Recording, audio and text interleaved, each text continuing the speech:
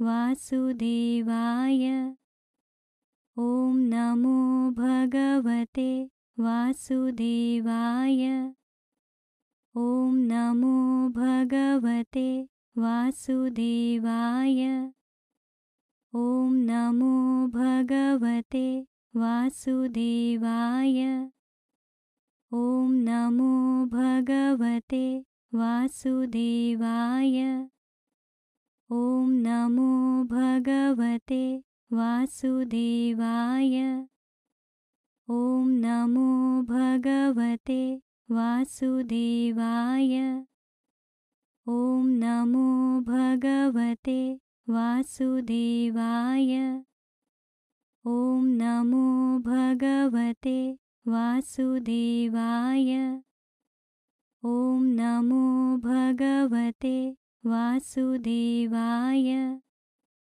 ॐ नमो भगवते वासुदेवाय ॐ नमो भगवते वासुदेवाय ॐ नमो भगवते वासुदेवाय ॐ नमो भगवते वासुदेवाय ॐ नमो भगवते वासुदेवाय ॐ नमो भगवते वासुदेवाय ॐ नमो भगवते वासुदेवाय ॐ नमो भगवते वासुदेवाय ॐ नमो भगवते वासुदेवाय. Dear seekers, you can remain with closed eyes. What you can do now, you can contemplate deeper inside what you feel. So I will just let for half a minute or so, and to see if any difference as compared from where you joined.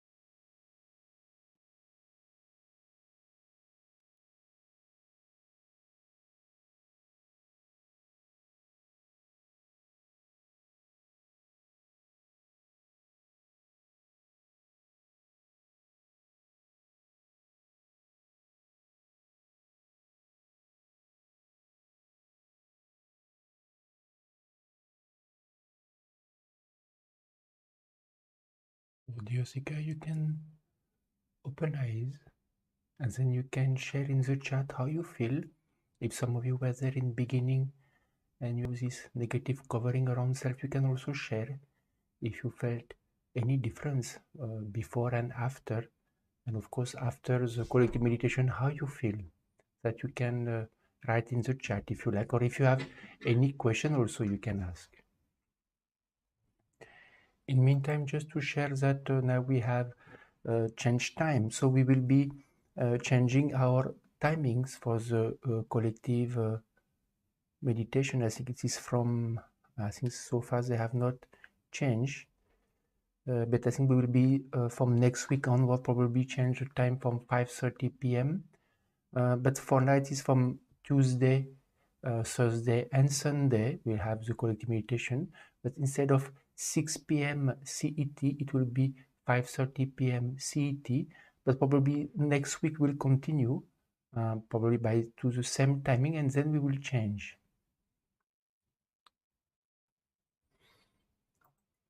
Also, just to share to all of you that we have our series of workshops. So it is started today, but of course next Sunday we have also the same workshop. It will be like part 2, but initially in the beginning we will also do some recap of what has been shared, because mainly even though it is 3 courses, you can attend 1, 2, or 3. It's not required to attend 3 of them, because in each one we will explain always what is a practical way to work on ourselves. Mainly the workshop is how to change yourself for the better.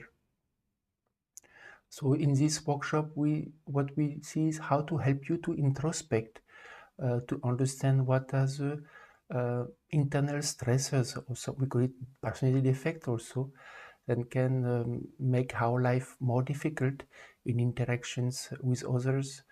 It makes us unhappy, such as anger, or it can be emotionalism, stress, worry, fear. There is many.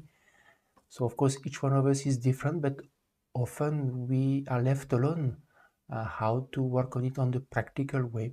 So in this workshop, we actually help you to understand and also give you some specific technique that helps you to work and overcome. And we have many seekers who practice this overcoming defect or experience a lot of changes within themselves.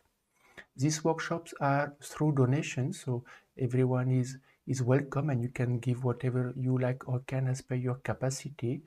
It is of 2 hours duration, so we'll paste the link in the chat. Otherwise, all our remaining live stream are free of charge. But of course, if you would like to donate or support our mission, you are welcome. Just I invite you also to study the website, where we have many articles, on more than 700 articles in different languages as well. And we have this live chat facility where you can ask questions all the time.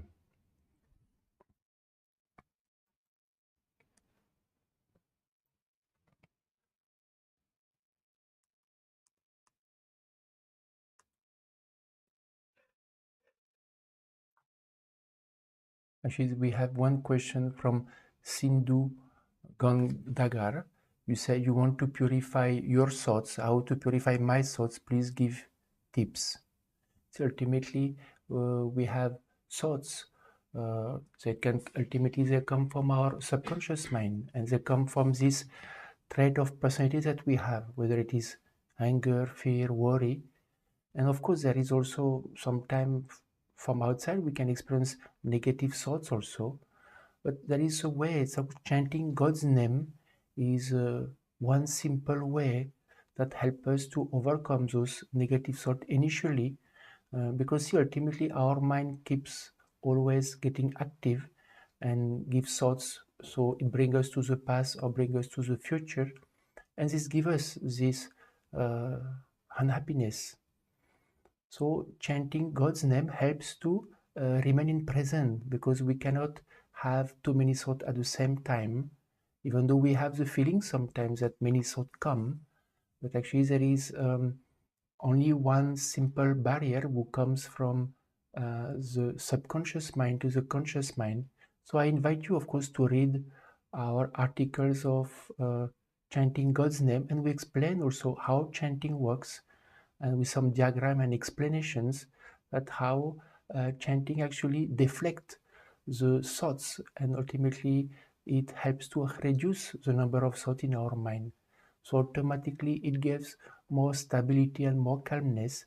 So this is one first aspect that we can start to repeating God's name, because it can be done anywhere and anytime, as compared to meditation, where, as we have done today, we have to sit at a specific time. But actually chanting can be done during many simple activities, such as cooking, walking, commuting also. So this is something we can paste in the chat, some articles, so that you can read. And of course, to purify the thoughts is, as I share the workshop that we have of how to overcome defect within oneself. Because quite often um, the thoughts that due to defect within ourselves, such as anger or greed, actually give us not nice thoughts.